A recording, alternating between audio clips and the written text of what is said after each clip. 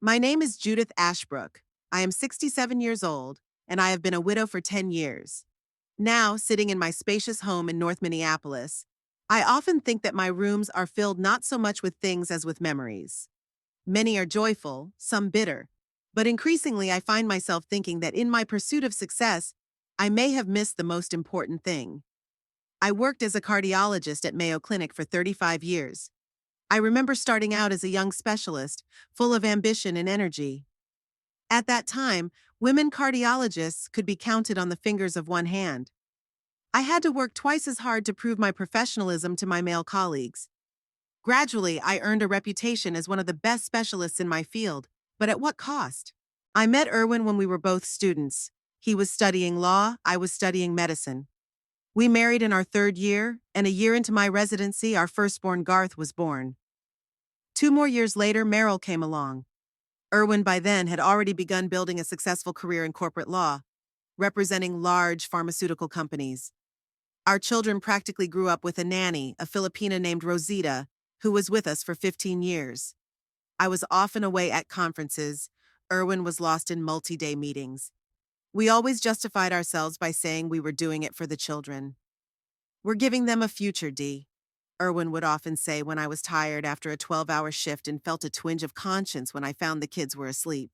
He called me Dee, shortening my name to one letter, just as my presence in his own children's lives was often shortened. I remember vividly the morning Garth was to play the lead in the school play. He was 9 years old. I had promised to come, but a patient had been admitted to the hospital with an acute heart attack, and I stayed behind. When I got home that evening, Garth hadn't spoken to me in 3 days. I bought him a new bicycle, an expensive one with 10 speeds. He accepted it without enthusiasm, but at least he stopped ignoring me. Every time I was absent, every time I missed an important event in the children's lives, I made up for it with gifts. For Meryl's birthday, I often didn't even have time to buy a cake, but I always ordered something impressive. A doll I couldn't get, a trip to Disneyland, gold earrings for her 16th birthday.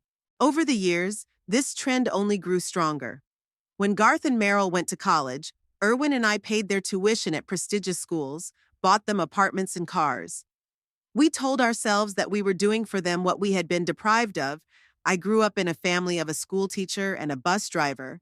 Erwin was raised by a single mom working 2 jobs. Looking back now, I realize that we gave our children everything but ourselves. Our time, our attention, our love were strictly dosed and packaged in boxes with brightly colored bows. We thought we were building a future for them, but in reality we were missing out on their present. When Erwin died of an aortic aneurysm 10 years ago, I was 57. Death came so suddenly that I didn't even have time to say goodbye. He collapsed right there in the courtroom during the trial. Ironically, I, a cardiologist with 30 years of experience, could not save my own husband from a cardiac catastrophe. After the funeral, the kids spent a week with me and then went back to their lives. Garth to Chicago, where he worked as a manager for a pharmaceutical company, Meryl to a suburb of Minneapolis where she taught elementary school. Both were already married. Garth to Tessa, a former model who dreamed of a life as a socialite. Meryl to Noel, a quiet accountant who always seemed to be in his wife's shadow. I continued to work for another 5 years after Erwin's death, and then I retired. It was only then, alone with myself in a large empty house, that I began to realize the true nature of my relationship with my children. Our house, a 3-story Victorian-style mansion built in the early 20th century, had always been more of a showplace for our status than a true family home. 5 bedrooms, 4 bathrooms, a study, a library, a conservatory. It all seems excessive and cold to me now. Sometimes I wander through the rooms, opening doors as if I expect to see the ghosts of my past behind them.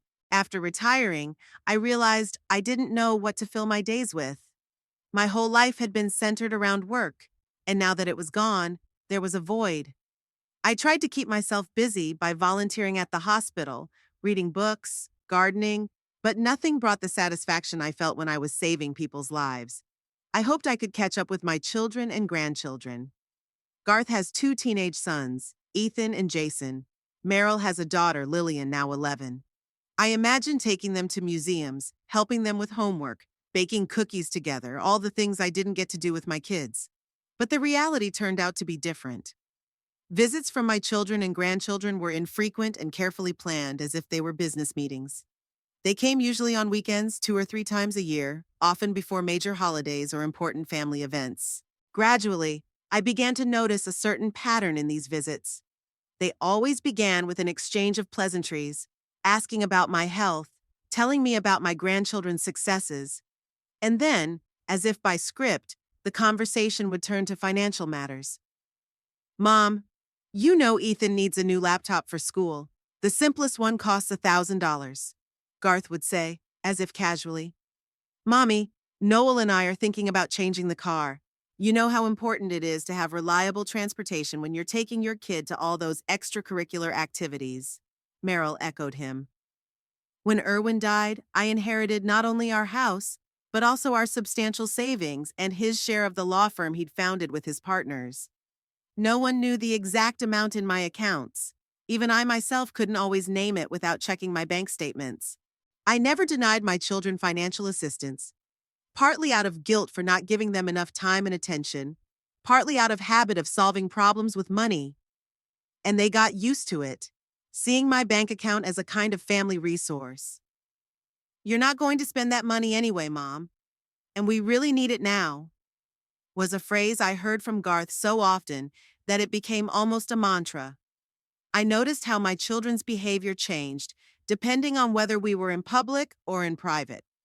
In public, at a restaurant, at family gatherings where other relatives or friends were invited, they showed perfect deference.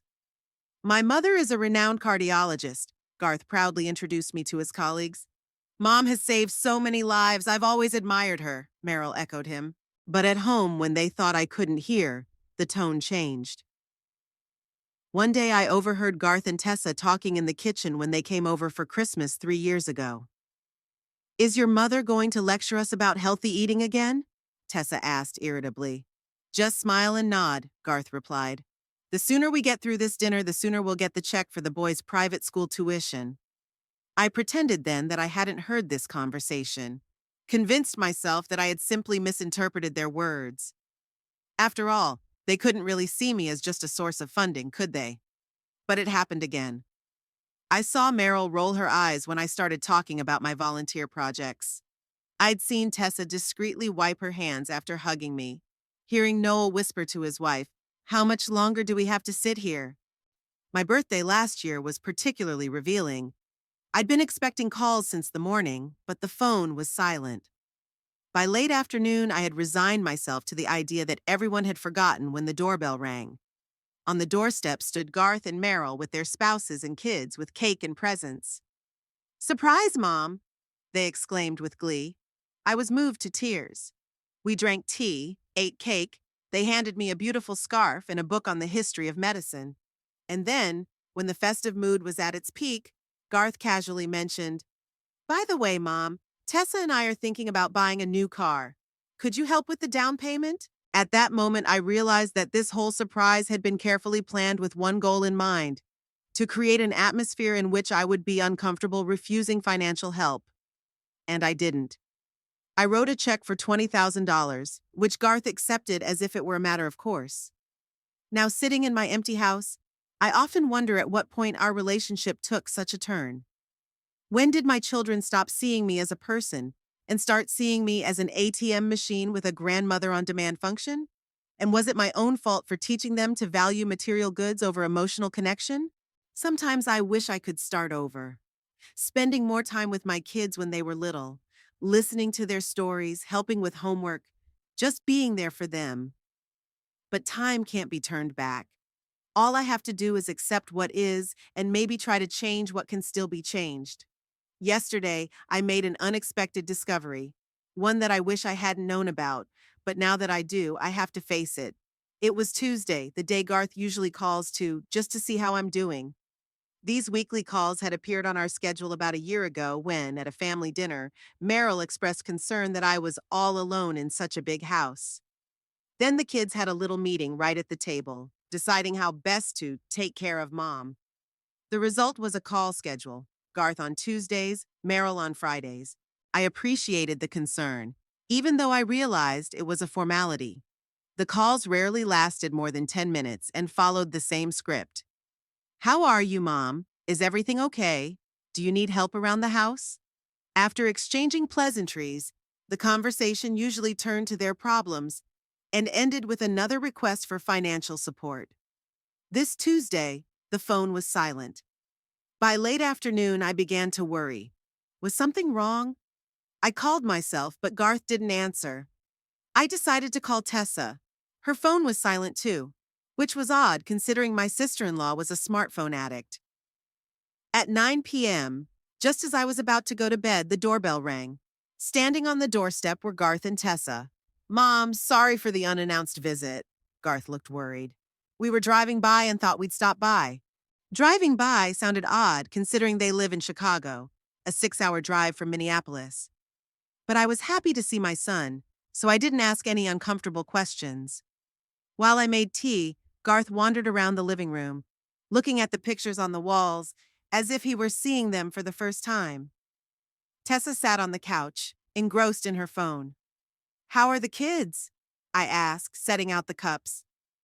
Great, Garth answered a little too quickly. Ethan got a top grade in chemistry and Jason, well, you know Jason, the usual. I didn't bother to specify exactly what my youngest grandson's business as usual was. I'd seen my grandchildren so infrequently in recent years that I barely recognized them in family photos on social media. Are you in town for long? I inquired. Garth and Tessa exchanged quick glances. Actually, Mom, we're here on business, Garth began. Tessa got a job offer here in Minneapolis, at a PR agency. That's wonderful. I was genuinely excited. Even though Tessa had never worked in PR and hadn't worked at all since she'd married Garth 15 years ago, the thought of having her son and his family living closer warmed my heart. Yes, it's a great opportunity, Tessa piped up, pulling herself away from the phone for the first time that evening. But there's one problem. Housing. The real estate market is so crazy right now. You can stay here while you look for the right one, I offered without hesitation. That's very generous, Mom. Garth sat down next to me. But we've thought of something else.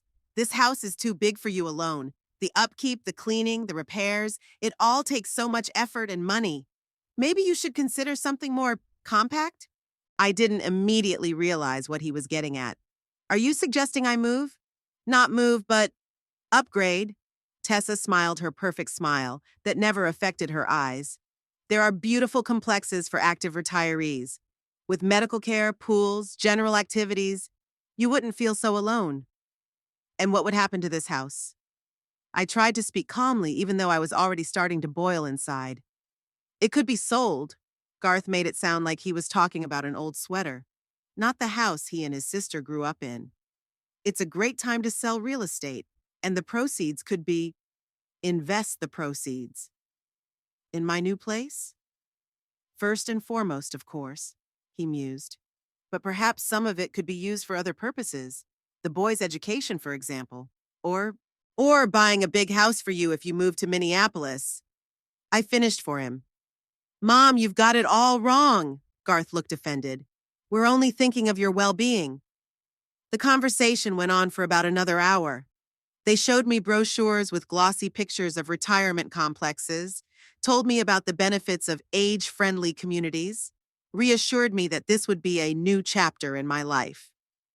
When they left, promising to return in a week with more information, I sat in silence for a long time, trying to sort out my feelings.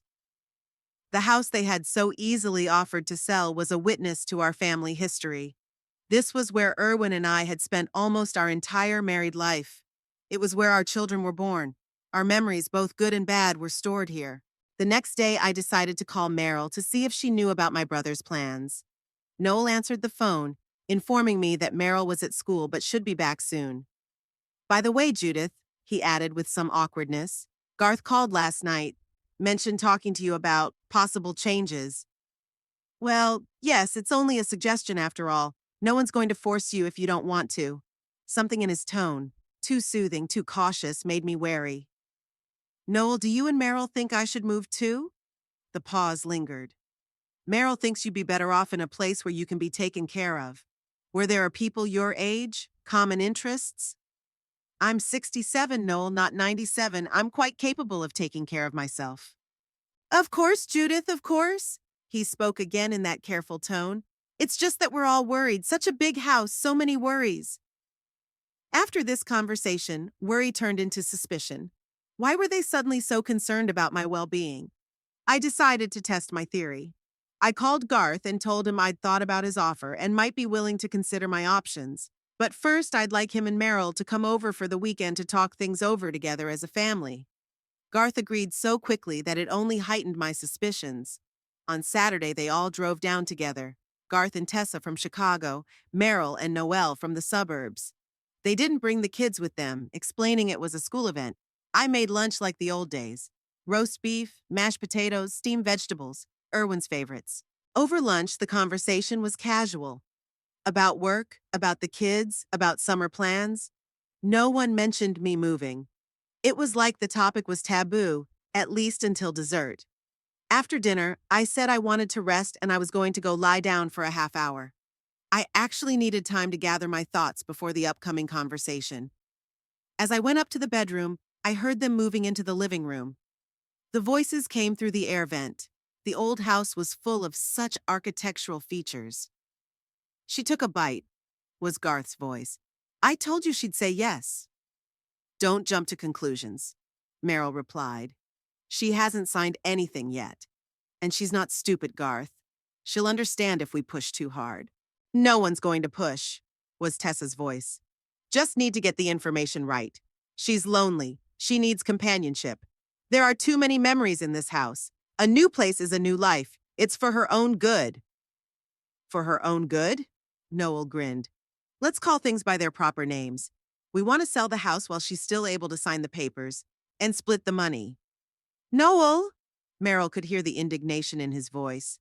What? It's true. We've been going around and around for 6 months. Garth wants to start his own business and he needs startup capital. You want to send Lillian to private school, and neither of us can afford it without Mom's money. It's not just her money, Garth said quietly but firmly. Dad earned it for the family, for all of us. She's just a steward. And she has a dead grip on them, Tessa added.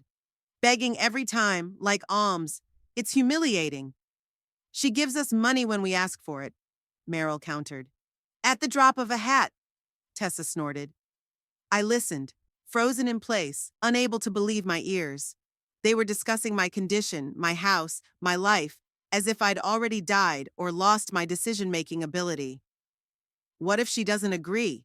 Noel asked. She will, Garth replied confidently.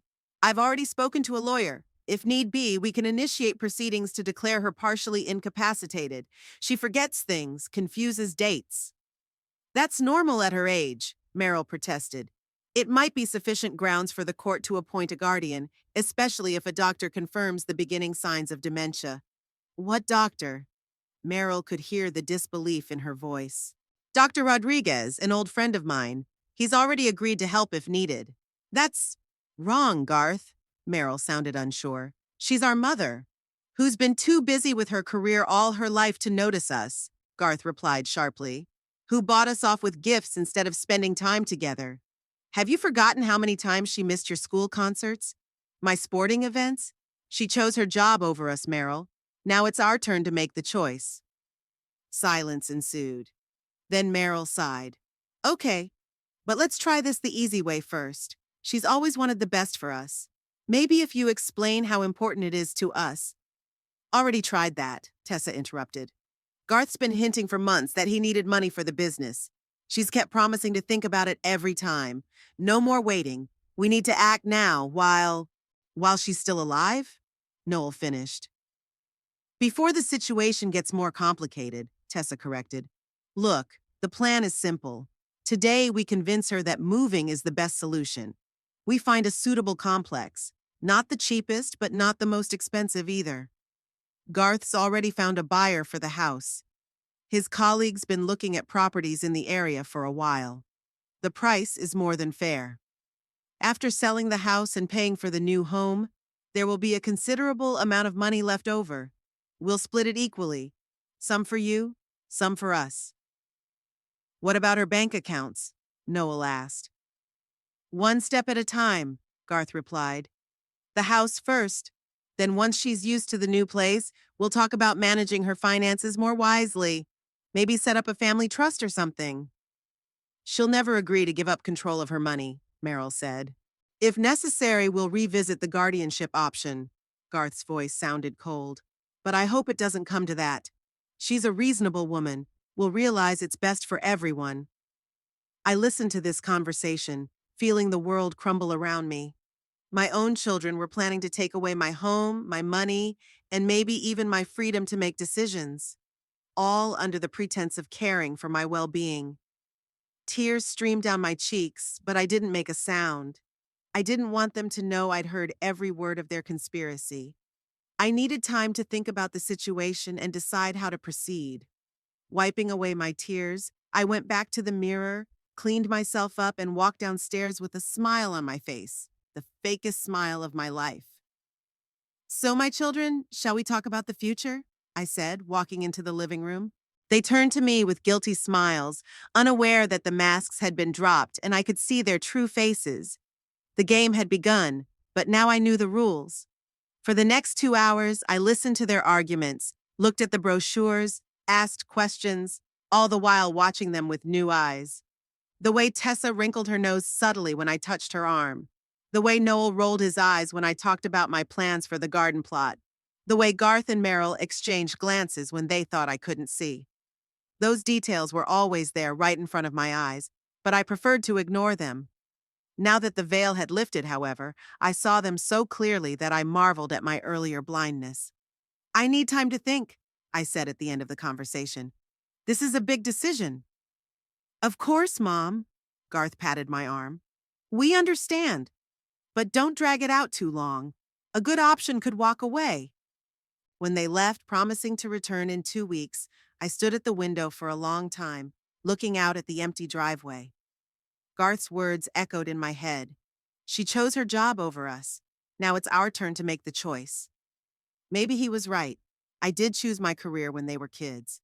But did that justify what they planned to do to me now? That night I couldn't sleep. Lying in bed, looking up at the ceiling, I thought about how we'd gotten to this point. Where had I gone wrong in raising them? What could have been done differently? And most importantly, what to do now? By morning, I had made a decision. If my children had declared war on me, even if it was secret, I wasn't going to give up without a fight. After all, I've always been a fighter. Otherwise, I would not have become one of the first female cardiologists in the country. I would not have built a successful career. I would not have made the fortune that my children were now so attracted to. For the first time in years, I felt a surge of energy and determination. I opened my closet and pulled out an old notebook where I kept contacts of former colleagues and patients. I needed allies in the battle ahead, and I knew who to start with. It had been a week since that memorable weekend when I'd overheard my kids conspiring. I decided to proceed cautiously, not showing that I knew of their plans. I pretended I was seriously considering moving, asked them to send me more information about retirement complexes, even found a few ads online myself and sent them to Garth with questions. All the while, I watched them now consciously, noting every fake note in their voices, every insincere smile. Where before I'd written off their behavior as fatigue or everyday worries, now I saw the truth. On Wednesday, Merrill called to invite me to lunch over the weekend. Just a family dinner, Mom. Nothing special. Noelle will cook her signature steak. I agreed, although I suspected it was another attempt to pressure me into selling the house. Merrill never invited me over just for fun. There was always some reason or hidden agenda. On Saturday, I arrived at their house by 2 o'clock in the afternoon. Their house in the suburbs of Minneapolis was typical upper middle class. 2 stories, with a neat lawn and fancy garden figures. Nothing fancy, but presentable enough to impress the neighbors. Merrill met me on the doorstep. Mom, it's so good to see you. You look good. I smiled, noting the memorized nature of the phrase. Such compliments had once pleased me, but now I could hear the falseness in them. Garth and Tessa were already inside. It appeared they'd been invited too. That heightened my suspicions. A family summit, no less. Grandma! Lillian, Meryl's daughter, the only person whose genuine joy I trusted, rushed to hug me. She's 11, and unlike her cousins, Garth's sons, she'd always been attached to me. Hi, Sunshine. I hugged my granddaughter, inhaling the scent of her hair that smelled like something fruity. I got an A in biology, and the teacher said I have a talent for science, just like you, she announced proudly. Good for you. I pulled a small box out of my bag. This is for you, just for fun. Lillian opened the box and gasped. Inside were silver earrings. They're beautiful. Thank you, Grandma. Mom, you're spoiling her. Meryl shook her head, but I heard envy in her voice rather than concern for her daughter. Always that tone, as if every gift to her granddaughter was a rebuke to her. Lunch passed in a tense atmosphere of false ease. They talked about the weather, about Lillian's success at school, about Garth's new project at work. No one mentioned the house or moving, though I sensed that was the main topic they were saving for dessert. After lunch, Noel suggested that Lillian and I play a game of chess while the others took care of the cleaning. This was unusual. Noel rarely took the initiative to communicate with me. Suspecting it was a distraction, I agreed. Lillian loved chess, and I didn't want to deprive her of the pleasure. We settled into the living room while Garth, Tessa, and Meryl went into the kitchen. The door between the rooms was covered, but not completely closed. Apparently, they thought the noise of the water and the clinking of dishes would drown out their conversation, but they hadn't considered the house's excellent acoustics and my still sharp hearing, a legacy of years of listening to heart murmurs through a stethoscope. So, when do we tell her? Was Garth's voice. After tea, replied Meryl. When Lillian has gone to do her homework. Do you think she'll agree? Tessa sounded skeptical. She should, Garth said confidently. Jeff's already got all the paperwork ready, just needs her signature. Jeff? Who's Jeff? I made a pawn move, trying not to give away that I was listening to the conversation in the kitchen. What if she says no? I could hear the concern in Meryl's voice. Then we go to plan B. Garth's voice got quieter, but I could still hear him. Jeff says that with Dr. Rodriguez's report and our evidence of her forgetfulness, the court can appoint a temporary guardian. It could be me or you as next of kin. But that's too much, Garth, Meryl sounded unsure. It's one thing to convince her to sell the house and quite another to incapacitate her.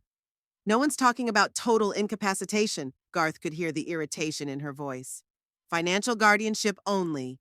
She'll be able to make all other decisions on her own.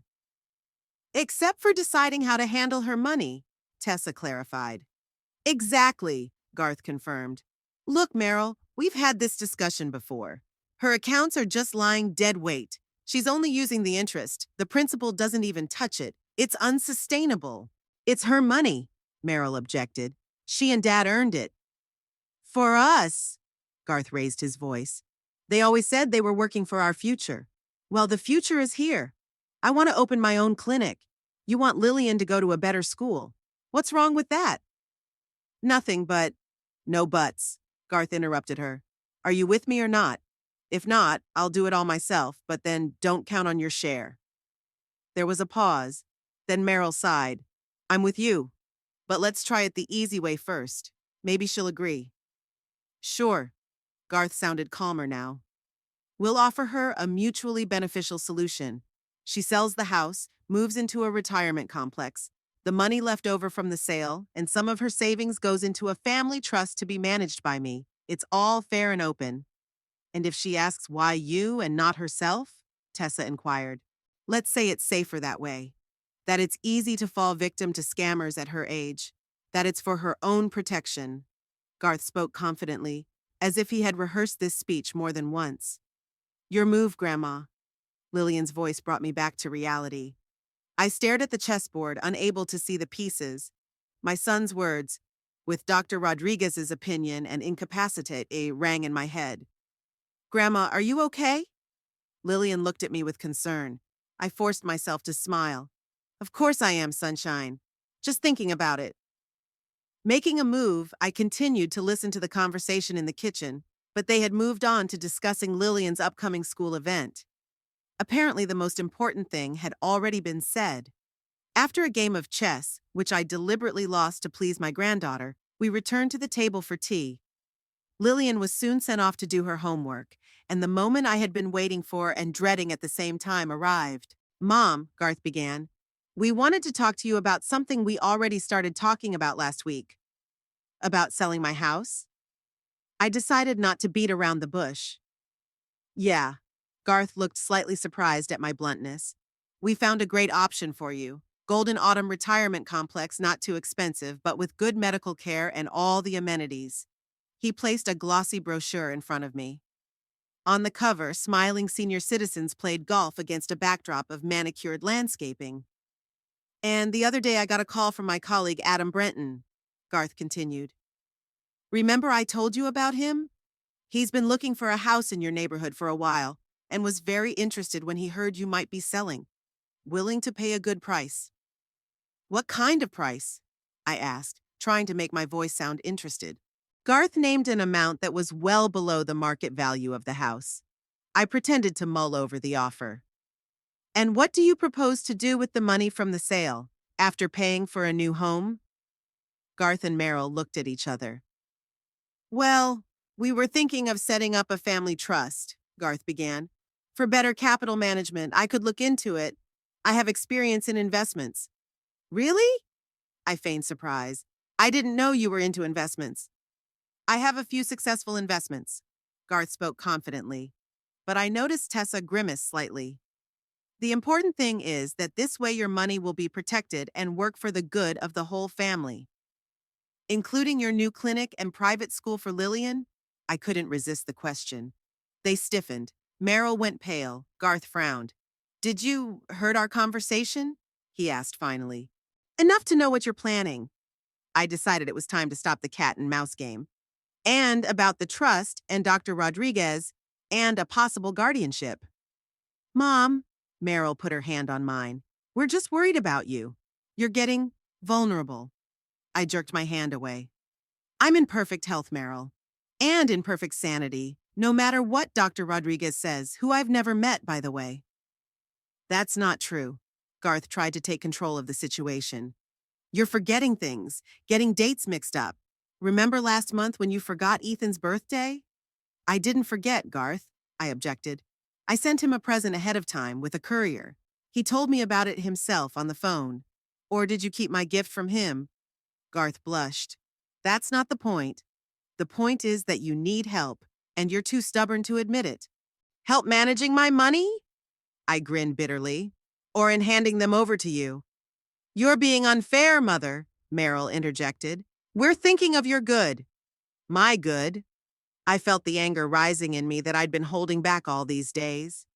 You consult a lawyer on how to incapacitate me and you're talking about my good? You plan to sell my house to your coworker at an undervalued price and claim you care about me? I am not, Garth exclaimed. No? Then explain to me what Plan B and Dr. Rodriguez's conclusion mean. Silence ensued.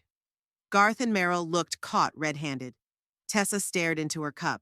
Noel, who had been silent all this time, just looked miserable. I'm disappointed, I said finally. Not that you need money. Everyone has financial difficulties. It's that instead of having an honest conversation with me, you came up with this conspiracy.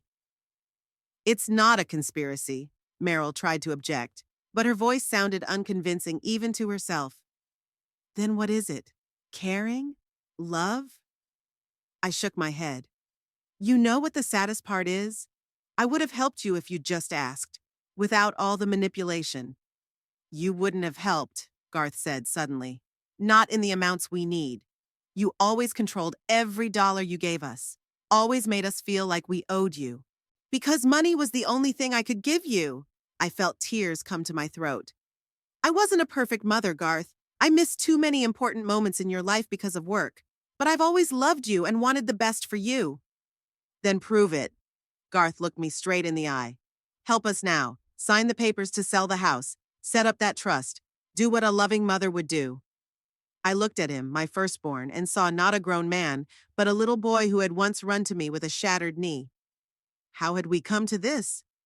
When did he become so calculating? I need to think about it, I said finally. This is a big decision. What's there to think about? Tessa interjected.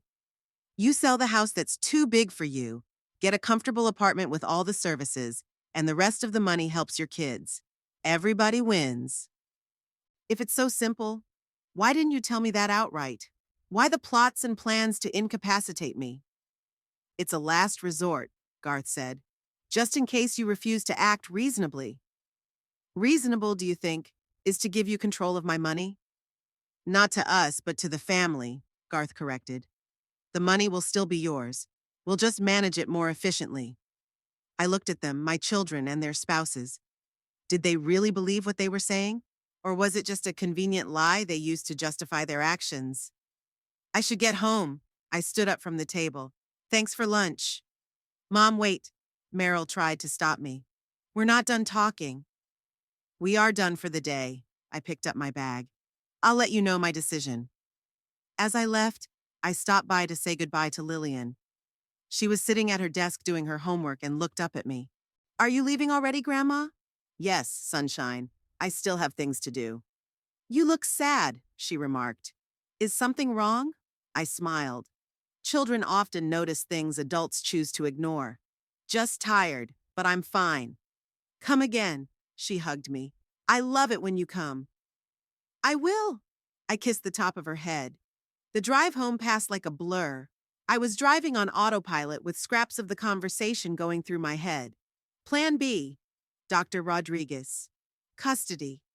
My own children were planning to take away my right to handle their money, and maybe not just any money. At home, I went straight to the computer. There was no time to think. I had to act. I started by searching for information about financial guardianship and the rights of the elderly. Then I called my old friend Eleanor Parker, who was a patient advocate. Nora, I need your help, I said when she picked up the phone. Dee? What's wrong? Eleanor was one of the few people who called me the same name Irwin did. I told her everything, about the kids' plans, about the overheard conversations, about the house and the trust. Bastards, Eleanor never hesitated to say. I'm sorry, Dee, but it's true. How can they do this to you? I'm partly to blame, I sighed. I've always solved their problems with money. They're used to seeing me as an ATM machine, not a person. That doesn't excuse their actions, Eleanor objected. What are you going to do? I don't know, I admitted. Just stalling for now. Said I'd think about selling the house. That's not good enough, Eleanor said firmly. If they're serious, they can act quickly, especially if they have a doctor willing to confirm initial dementia. What do you suggest? For starters, you need to get a full medical evaluation with an independent doctor you trust. Get a report on your excellent mental health. That will be your insurance in case they try to proceed through the courts. I agreed. Eleanor was right. Proof of my capacity was needed. And another thing, she added. You need to find out more about what they're planning. About Garth's contacts with that lawyer Jeff. About the prospective buyer of your house. About your children's financial situation. They may be in more trouble than you realize. How do I find out? Hire a private investigator, Eleanor said, as if it were the most ordinary thing in the world. I have a trustworthy man who handles this sort of thing, discreet and efficient. And I hesitated. Hire a detective to spy on my own children? That seemed excessive. But then I remembered their conversation in the kitchen, their plans to take away my control over my own life under the pretense of caring. And I made up my mind. Okay, give me his contacts. The next day I met with Roy Taylor, ex-cop, now a private investigator. Eleanor was right. He gave the impression of a professional who knew his business. Mrs. Ashbrook, he shook my hand. Eleanor briefly explained the situation, but I need details. I told him everything about the kids' conversations, the plans to sell the house, the lawyer named Jeff, and Dr. Rodriguez. I need to know what they're planning, and how serious their financial problems are, I finished. Roy nodded. This is a standard investigation? I'll check your children's financial situation, their contacts, find out who the lawyer is and what kind of documents he's preparing. I'll also check out the potential buyer of your house, whether he even exists or is a front man. How long will this take?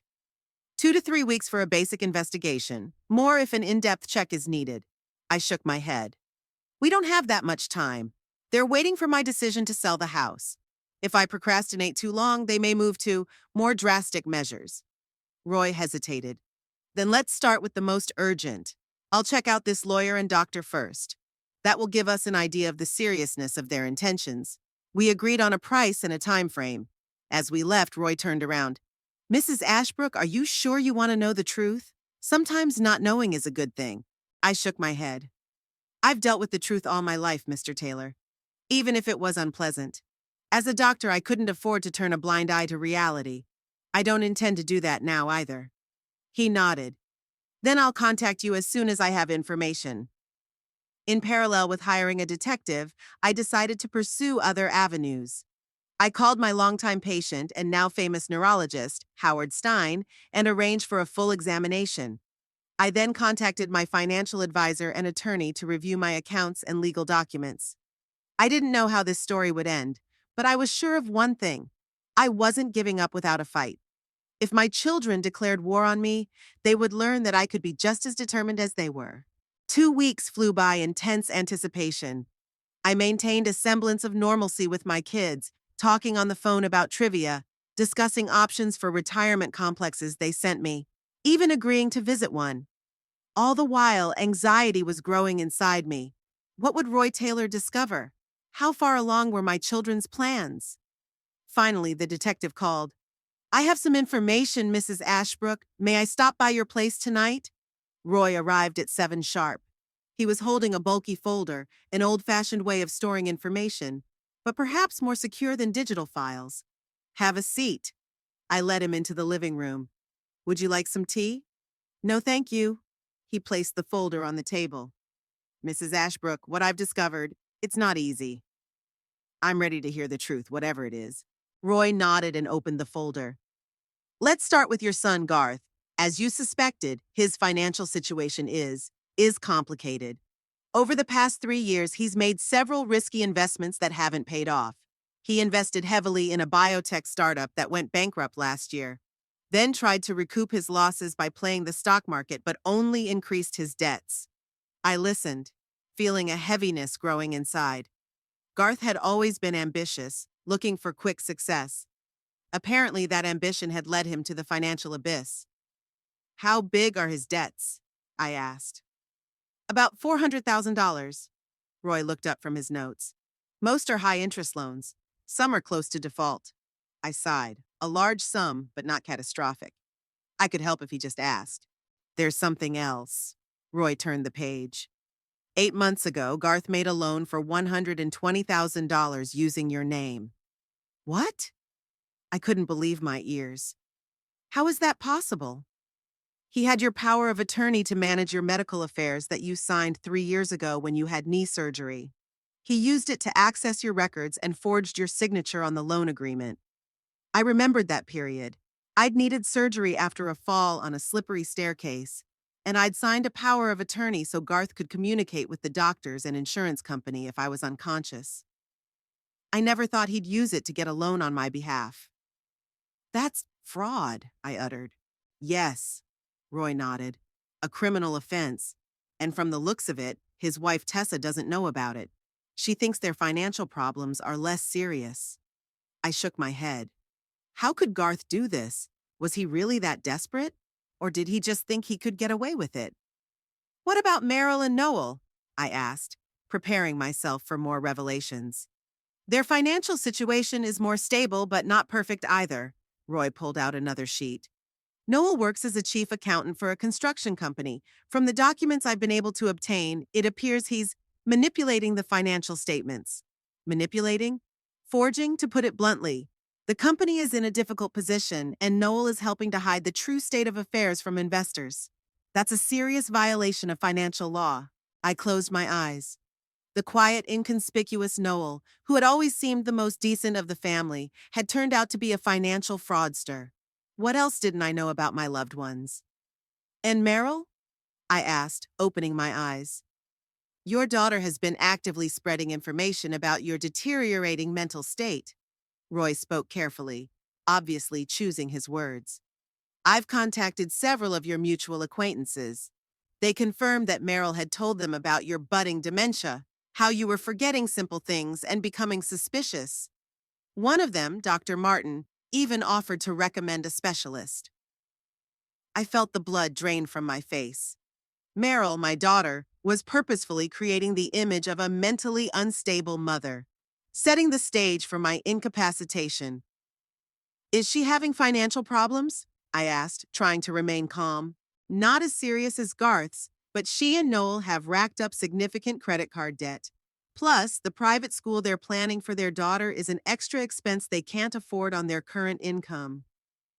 I nodded.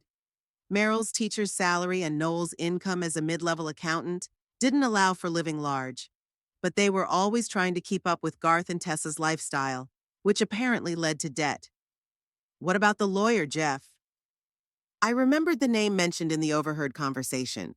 Jeffrey Coleman, a partner in the law firm of Coleman and Dayton, specializes in family law and guardianship of incapacitated adults.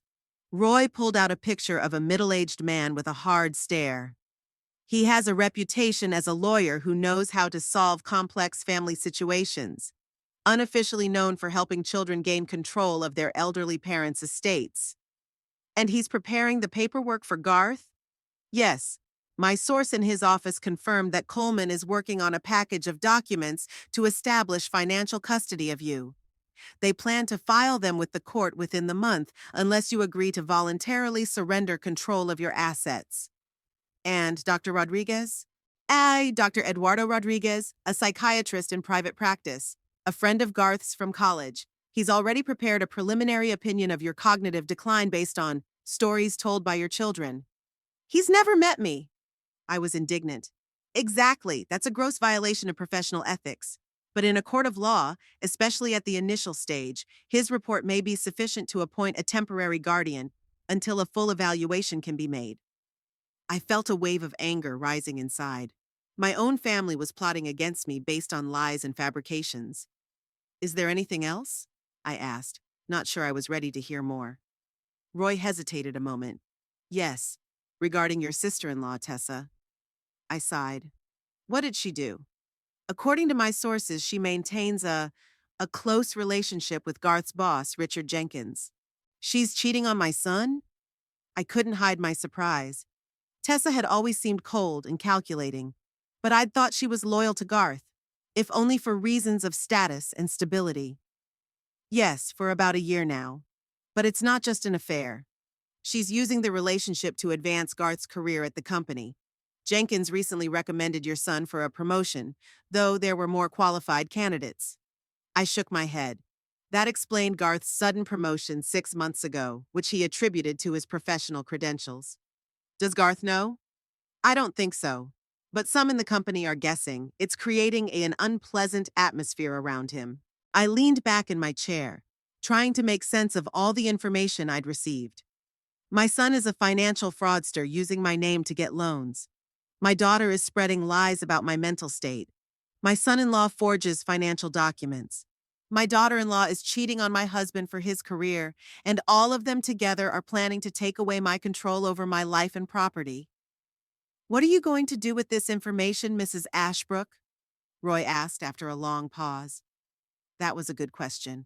What could I do? Go to the police? Sue my own children? Publicly expose them?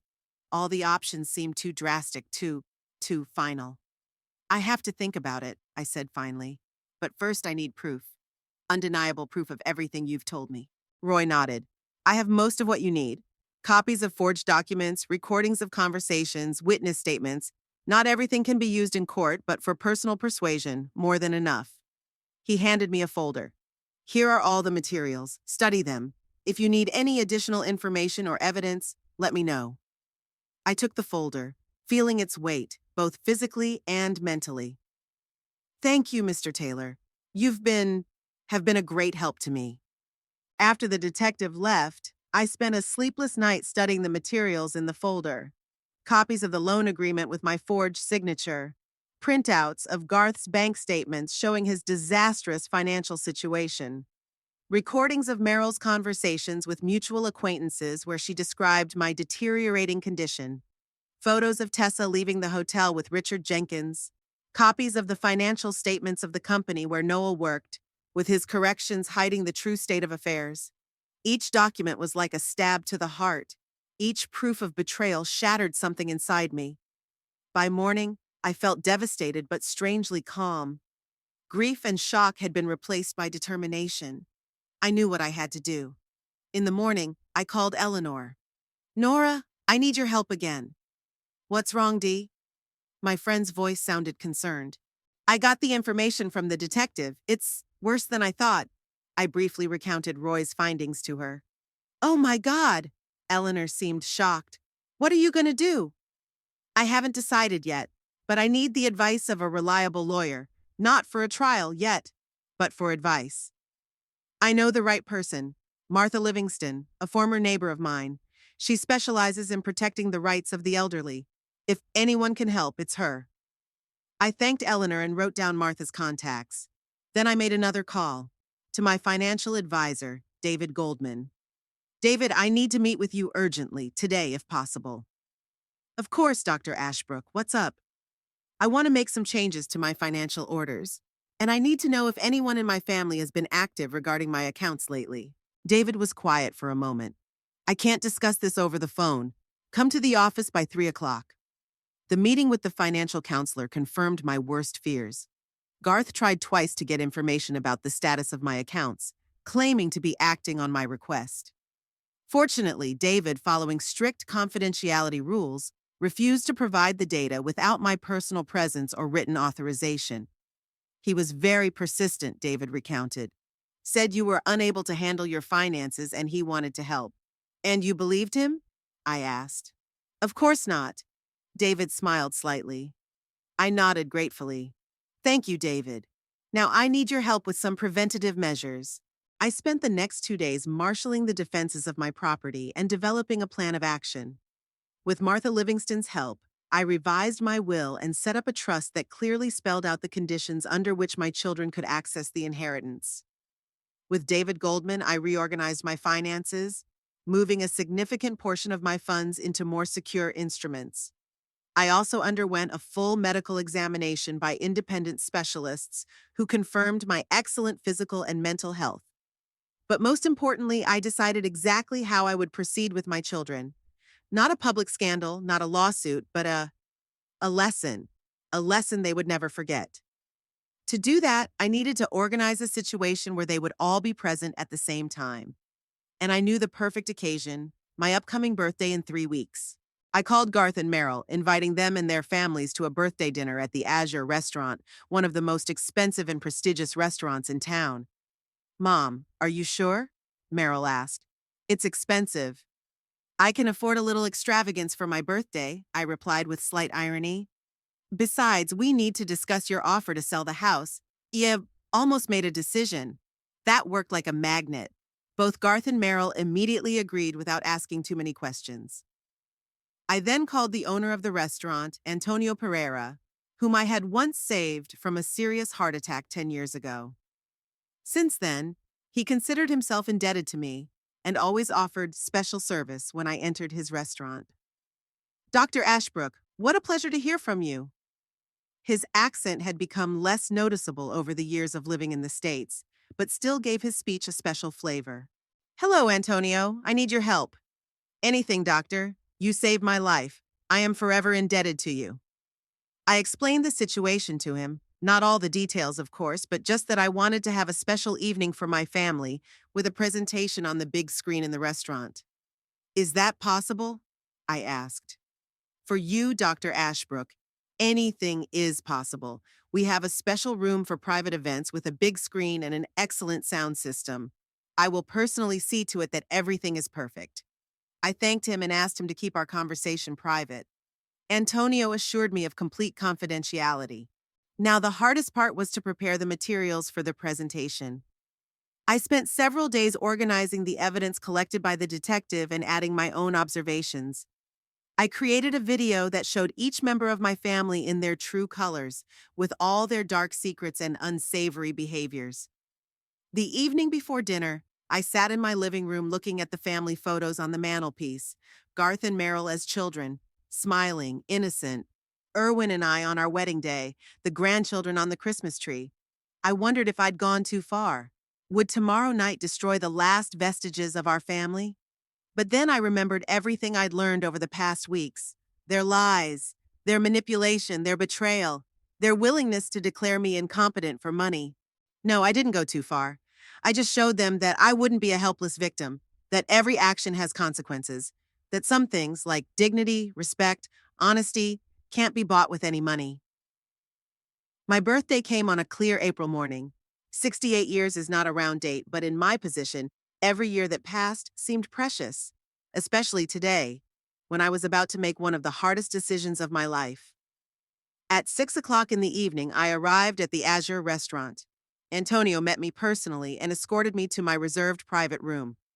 Everything is ready, Dr. Ashbrook, he said. The materials are loaded into the system. The screen will drop from the ceiling on your signal. Just nod to the waiter. We've also checked the sound. Everything works perfectly. Thank you, Antonio. I squeezed his hand. For everything. Anything for you, he bowed his head. If it weren't for you, I wouldn't be here. Garth and Tessa arrived first, at 7 sharp. My son looked tense, though he tried to hide it behind a smile. Tessa was flawless as always. Designer dress, perfect makeup, not a single hair out of place. Happy birthday, Mom. Garth hugged me, and I could smell the expensive cologne. He handed me a small box in elegant packaging. From me and Tessa. I opened it. Inside was a dainty diamond bracelet. Not too expensive, but impressive enough for a gift. It's beautiful, I smiled. Thank you. Only the best for my mom. Garth smiled back, but his eyes remained wary. 10 minutes later, Meryl and Noelle showed up. My daughter looked nervous. My son-in-law looked tired. They too had brought a gift, a set of expensive French perfume. Your favorite, right? Meryl asked when I opened the box. I'd never actually used the fragrance, but I didn't bother to correct her.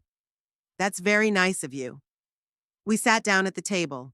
The waiter brought the menu and wine list. I ordered champagne for the aperitif, French from a good year. Are we celebrating? Garth asked when the waiter left. Besides your birthday, of course. Perhaps, I smiled enigmatically. Let's enjoy dinner first and then we can talk business. I saw them interject, but no one insisted. Everyone tried to make casual conversation about the weather, the new movie, the grandchildren's school successes. No one mentioned my house or money, though I could feel those topics hanging in the air like storm clouds. The champagne arrived. Garth raised his glass. To Mom, the most amazing woman I know. Happy birthday! Everyone joined in the toast. I took a sip, savoring the taste of the exquisite drink. This was probably the last time we'd sit at the same table as a family. The thought made me bitter, but I had already made my decision and I wasn't going to back down. After dessert, I decided it was time. I know you're all waiting for my decision about the house, I began, feeling everyone at the table tense up, and I'm ready to announce it. Garth straightened in his chair. Meryl squeezed Noel's hand. Tessa, who had the most to drink, looked at me with barely concealed impatience. I've decided to sell the house, I said, watching their reactions. The kids' faces brightened. Garth couldn't hold back a victorious smile. Meryl exhaled with obvious relief. It's a wise decision, Mom, Garth said, trying to sound composed. The house is too big for you alone. What do you think of the retirement complex we suggested? I won't be moving into a retirement complex, I replied calmly. I've decided to buy a condo in Florida, in Naples. I've long dreamed of living by the ocean. This came as a surprise to them. Garth frowned. Florida? But that's so far away from us. Exactly, I smiled. New place, new life. Plus, it's a great climate for my joints there. But what about us? The grandchildren? Meryl seemed genuinely upset, though I knew she was more concerned about access to my money than the distance between us. You're always welcome to come visit, I shrugged, and I'll visit you for the holidays. What about the money from the sale of the house? Garth got straight to the point, unable to hold back any longer. What about it? I pretended not to understand. Well, the condo in Florida will be worth less than your current house, he began cautiously. There will be a significant amount of money left over. Yes, very significant, I confirmed. My realtor says the house could sell for $2.5 million. The condo I had my eye on is worth about $800,000. I saw their eyes light up at the mention of such sums. Garth was already mentally calculating how much he'd get for his share. Meryl was smiling, probably envisioning a private school for Lillian. Tessa, heavily intoxicated, didn't hide the greedy gleam in her eyes. I've been thinking about setting up a family trust, I continued, using their own words, for better capital management. Great idea. Garth couldn't contain his enthusiasm. I could help with the organization. I have experience in investments. Yes, you mentioned your successful investments. I allowed myself a slight irony, but Garth, caught up in the prospect of money, didn't notice it. When do you plan to sell the house? He asked, moving on to practical matters. Soon, very soon, I replied. There's already a potential buyer. Adam Brenton? Garth perked up. My colleague I was talking about? No, another man. Offered a better price. Garth couldn't hide his disappointment. I guessed he had an arrangement with this Brenton guy for some kind of kickback for selling at an undervalued price. And what are you going to do with the rest of the money? Tessa intervened, clearly losing patience. With the ones you have in your accounts? Meryl threw her sister-in-law a warning glance, but it was too late. What accounts are you talking about, Tessa? I pretended to be surprised.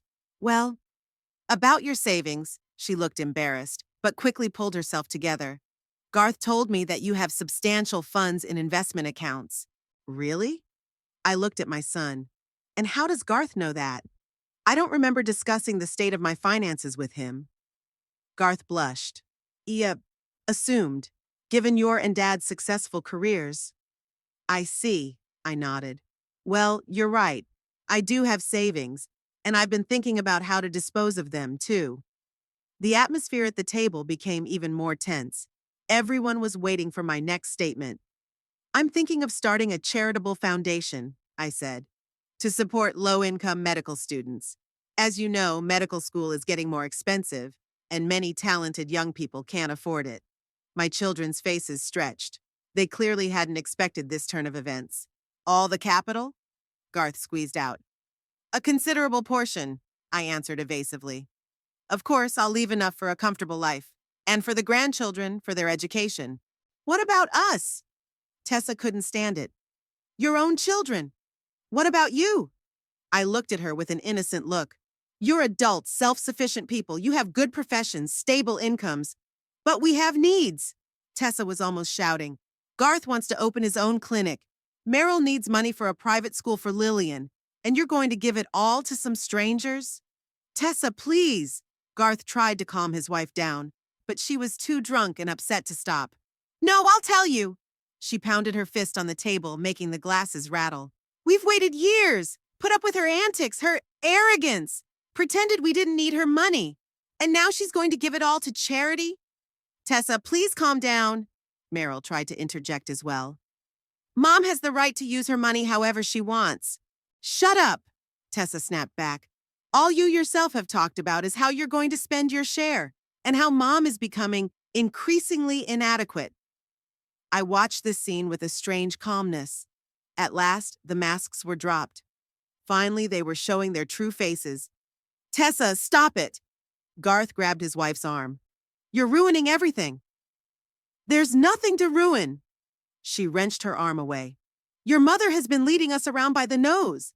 All that talk about selling the house, about the trust, it was a ruse. She was never going to share it with us. That's not true, I interjected, keeping my cool. I will indeed sell the house, and I will indeed set up a trust.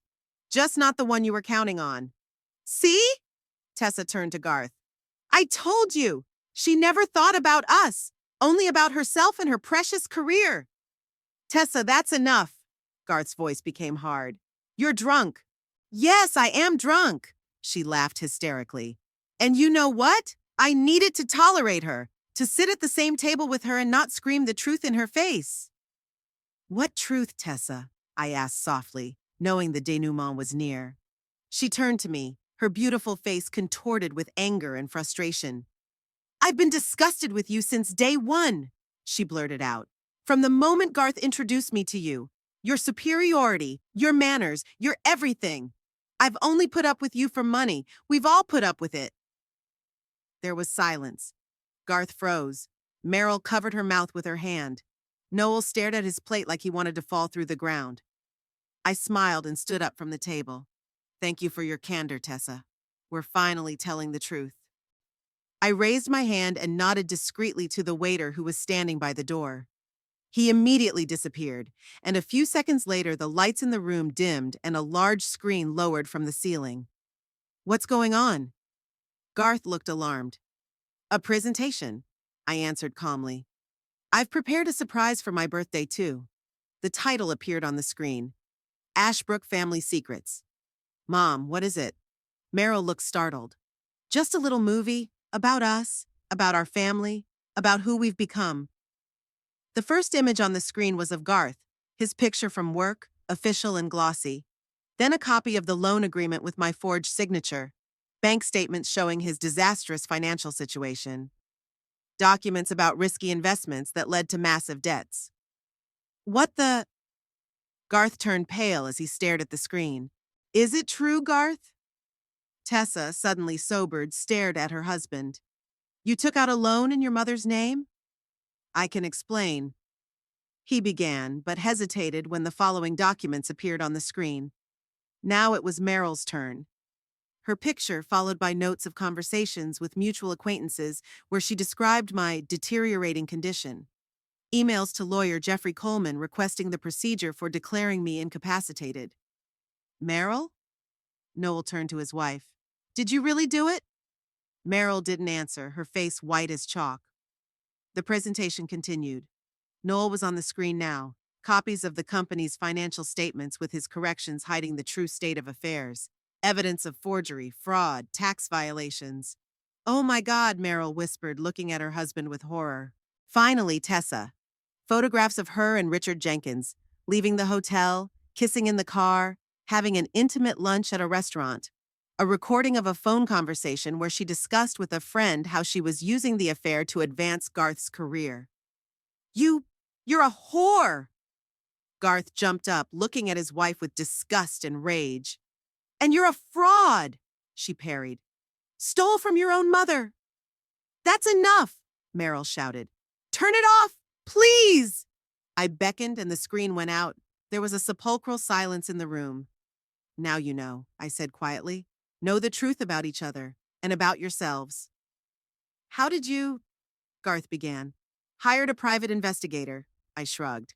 After I overheard you talking about Plan B and Dr. Rodriguez's conclusion, about how you were going to incapacitate me if I didn't agree to voluntarily give you my money. They were silent, ashamed, shocked, unable to even look at each other. What now? Meryl finally asked in a trembling voice. Are you going to sue us? No, I shook my head. You're my children, no matter what you've done. I don't want to see you in jail. Then what's all this for? Garth circled his hand around the room, implying the presentation, this whole evening. So you know I know, I replied simply. So you'll realize you can't manipulate me, lie to me, use me, so that you can see yourselves for who you have become. And then what? Noel asked, raising his voice for the first time that evening. I'm really going to sell the house, really move to Florida, and really set up a charitable foundation, already have to be exact. Most of my fortune will go to help underprivileged children who want to pursue medical education. You're disinheriting us? Garth looked shocked. Not completely, I softened my tone. I've left a certain amount for each of you, and for the grandchildren, for their education, but the main capital will go to charity. Why? Meryl asked, and in her voice I heard not only disappointment but genuine incomprehension. Because the money has poisoned us, I replied, poisoned our relationship, turned you from my children into predators waiting for me to die or be incapacitated. I want this money to do good, not harm. I picked up my bag and shawl. I must be off. Thank you for your company tonight. It has been a learning experience. You're just going to leave? Garth looked lost. After all this? Yes, I nodded. The bill's paid. You can stay as long as you want. Perhaps you should talk, to each other and to yourselves. I headed for the door but stopped halfway out and turned to them one last time.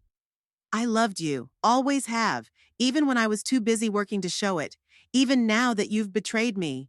I hope someday you'll realize that some things money can't buy. Goodbye. With those words, I left the room, closing the door behind me. Maybe someday, after the shock and anger passes, we can find a way to reconcile. Maybe they will learn a lesson from this experience, reevaluate their lives, their values. Maybe we'll even become a real family, not bound by money, but united by love and respect. In the meantime, I had my life. A new home in Florida, new plans, new opportunities, and the freedom to choose my own path without looking at the expectations of others.